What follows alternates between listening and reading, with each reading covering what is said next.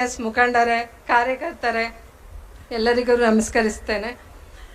ಈ ದಿನ ನಾನು ಮೊದಲನೇದಾಗಿ ಅಂದ್ಕೊಂಡೆ, ನಾನಿವತ್ತು ವೇದಿಕೆಯಲ್ಲಿ ಮಾತಾಡೋದು ಬೇಡ, ಇಲ್ಲಿ ಶರಣ್ ಗೌಡ್ರಾಗೆ ನಮ್ಮ ಹೆಣ್ಮಕ್ಳು ಇನ್ನೂ ಹೆಚ್ಚಾಗೆ ಶರಣ್ ಗೌಡ್ರನ್ನೇ ಮೀರಿಸ್ತಾರೇನೋ ಆ ರೀತಿ ಫೈರ್ ಬ್ರ್ಯಾಂಡ್ಗಳಿದ್ದಾರೆ. ಅವ್ರ ಪರಿಚಯ ಆಯಿತು, ಇದಕ್ಕೆ ಮುಂಚೆ ನನಗೆ ಅವ್ರ ಪರಿಚಯ ಆಗಲಿಲ್ಲ. ಅವ್ರ ಕೈಯಲ್ಲಿ ಮಾತಾಡಿಸ್ಬೇಕು. ಈ ವೇದಿಕೆಯಲ್ಲಿ ಎಷ್ಟು ಹುಮ್ಮಸ್ನಿಂದ ಕೆಲಸ ಮಾಡ್ತಿದ್ದಾರೆ. ತುಂಬ ಸಂತೋಷ ಆಯಿತು ಅವ್ರನ್ನ ಭೇಟಿ ಮಾಡಿ. ಹಾಗೆ ನಾನಿಲ್ಲಿ ಸಭೆಯಲ್ಲಿ ಅವ್ರನ್ನ ಕೇಳ್ಕೊಳ್ತೀನಿ, ಇವತ್ತು ಅವ್ರಿಗೆ ಅವಕಾಶ ಮಾಡಿಕೊಡೋಣ ಮಾತಾಡೋದಕ್ಕೆ ಅಂತ. ಪರಿಮಳ ಅಥವಾ ಶಾರದಕ್ಕ ಅವ್ರು ಬಂದು ಮಾತಾಡಬೇಕು ಅಂತ ಕೇಳ್ತೀನಿ. ಇಲ್ಲ, ಅವ್ರಿಗೊಂದು ಅವಕಾಶ ಕೊಡೋಣ ಇವತ್ತಿನ ದಿವಸ. ಬನ್ನಿ ಅಮ್ಮ, ಬನ್ನಿ ಬನ್ನಿ, ದಯವಿಟ್ಟು ಬನ್ನಿ. ಇಲ್ಲ, ನಂದು 2 ನಿಮಿಷ ಅವರು ಕೊಡ್ತಾ ಇದ್ದೀನಿ, ಬನ್ನಿ. ಹಾಂ,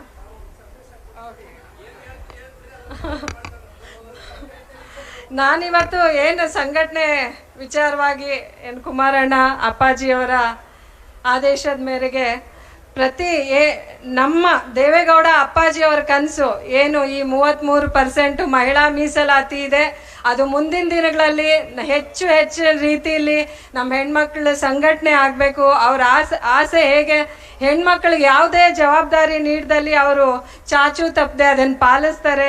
ಹೆಣ್ಮಕ್ಳು ಏನು ವಿದ್ಯಾವಂತರಾಗಬೇಕು, ಬುದ್ಧಿವಂತರಾಗಬೇಕು, ಎಲ್ಲ ಕ್ಷೇತ್ರದಲ್ಲಿ ಅವ್ರು ಮುಂದುವರಿಯಬೇಕು. ಎಲ್ಲ ಕ್ಷೇತ್ರದಲ್ಲೂ ಮುಂದುವರೆದಿದ್ದಾರೆ, ಆದರೆ ರಾಜಕೀಯವಾಗಿ ನೋಡಿದಾಗ ಸ್ವಲ್ಪ ಹಿಂದಿದ್ದಾರೆ. ಆ ಕ್ಷೇತ್ರದಲ್ಲೂ ಮುಂದುವರಿಬೇಕು ಅನ್ನೋ ನಿಟ್ಟಿನಲ್ಲಿ ದೇವೇಗೌಡ ಅಪ್ಪಾಜಿಯವರು ಏನು ನಮ್ಮ ಸ್ಥಳೀಯ ಸಂಸ್ಥೆಗಳಲ್ಲಿ ಮೊದಲನೇದಾಗಿ ಮೀಸಲಾತಿ ತಂದುಕೊಟ್ರು. ಇವತ್ತಿನ ದಿವಸ ನಮ್ದು ಯಾವುದೇ ಸ್ಥಳೀಯ ಸಂಸ್ಥೆಯಲ್ಲಿ ಏನು ಗೆದ್ದಿರೋ ಸದಸ್ಯರು ಮೊದಲನೇದಾಗಿ ನೆನೆಸ್ಬೇಕಾಗಿರೋದು ದೇವೇಗೌಡ ಅಪ್ಪಾಜಿಯವ್ರನ್ನ. ಅವರಿಲ್ಲ ಅಂದರೆ ಈ ಮೀಸಲಾತಿನೇ ಇಲ್ಲ. ಈ ಕಾಂಗ್ರೆಸ್ ಸರ್ಕಾರ ಮನಮೋಹನ್ ಸಿಂಗ್ ಅವ್ರು ನಡೆಸ್ತಾ ಇದ್ರು, ಆದರೆ ಅವ್ರು ರಬ್ಬರ್ ಸ್ಟ್ಯಾಂಪ್ ಆಗಿದ್ರು. ಒಂದು ಮಹಿಳೆ ಅದನ್ನೆಲ್ಲ ನಡೆಸ್ತಾ ಇದ್ರು ಡೆಲ್ಲಿಲಿ ಕೂತ್ಕೊಂಡು. ಆದರೆ ಯಾವುದೇ ಮೀಸಲಾತಿ ತರಬೇಕು ಅಂತ ಅವರು ಅನ್ಕೊಂಡ್ಲೇ ಇಲ್ಲ. ಅದೇ ದೇವೇಗೌಡ ಅಪ್ಪಾಜಿ ಅವರು ಆ ಮೀಸಲಾತಿ ತಂದರು. ಮತ್ತು ಏನು 33% ಇವತ್ತಿನ ದಿವಸ ಮೀಸಲಾತಿ ತರಬೇಕು ಅನ್ನೋ ಅವ್ರ ಕನಸಿತ್ತು, ಅದು ಮೋದಿಜಿಯವರು ಇವತ್ತನ್ನು ನೆರವೇರಿಸ್ಕೊಟ್ಟಿದ್ದಾರೆ. ನಾವು ಅವ್ರನ್ನೆಲ್ಲ ಈ ದಿನ ನೆನಿಬೇಕಾಗುತ್ತೆ.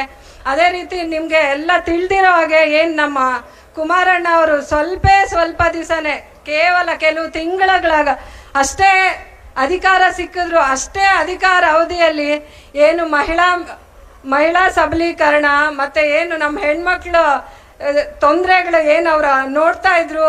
ಸಾರಾಯಿ ನಿಷೇಧ, ಮೊದಲನೇದಾಗಿ ಈ ಸಾರಾಯಿನ ನಿಷೇಧ ಮಾಡಿದ್ರಿಂದ ಇವತ್ತಿನ ದಿವಸ ನಮ್ಮ ಹೆಣ್ಮಕ್ಳು ಇರೋ ಹಾಗಾಗಿದೆ ಮನೆಯಲ್ಲಿ. ಅದೇ ಮತ್ತೆ ಲಾಟ್ರಿ ನಿಷೇಧ, ಎಷ್ಟೋ ಸಂಸಾರಗಳು ಈ ಲಾಟ್ರಿ ನಡೀತಾ ಇದ್ದಿದ್ದ ಕಾಲದಲ್ಲಿ ತುಂಬ ಹಾಳಾಗಿರೋದುಂಟು. ಆ ಲಾಟ್ರಿ ನಿಷೇಧ ಮಾಡೋ ಮುಖಾಂತರ ಎಷ್ಟೋ ಮನೆ ಸಂಸಾರಗಳು ನಡೆಯೋಂಗಾಗಿದೆ. ಮತ್ತು ನಮ್ಮ ದೇವೇಗೌಡ ಅಪ್ಪಾಜಿಯವರು ಮೊದಲನೇದಾಗಿ ಏನು ಪ್ರಧಾನಮಂತ್ರಿ ಆದಾಗ ಎಷ್ಟು ಏನು ನಮ್ಮ ರೈತರಿಗೆ ಎಷ್ಟು ಅನುದಾನಗಳು ಕೊಟ್ಟರು, ನೀರಾವರಿ ಯೋಜನೆಗಳಿಗೆ ಸಾವಿರಾರು ಕೋಟಿ ಮೀಸಲಾಗಿ ಇಟ್ಟಿದ್ದಾರೆ. ಇವತ್ತಿನ ದಿನದಲ್ಲಿ, ಮುಂದಿನ ದಿನದಲ್ಲಿ ಅಷ್ಟೇ, ನೀವು ಯಾವುದೇ ರಾಷ್ಟ್ರೀಯ ಪಕ್ಷಗಳು ಬಂದಿದ್ರೂ ತಮಗೆಲ್ಲ ಗೊತ್ತಿದೆ, ಯಾರು ರೈತರ ಬಗ್ಗೆ ಯೋಚನೆ ಮಾಡಿರೋದಿಲ್ಲ. ಯಾವುದಾದ್ರೂ ಒಂದು ಪಕ್ಷ ರೈತರ ಬಗ್ಗೆ ಯೋಚನೆ ಮಾಡ್ತಿದೆ ಅಂದರೆ ಅದು ನಮ್ಮ JDS ಪಕ್ಷ.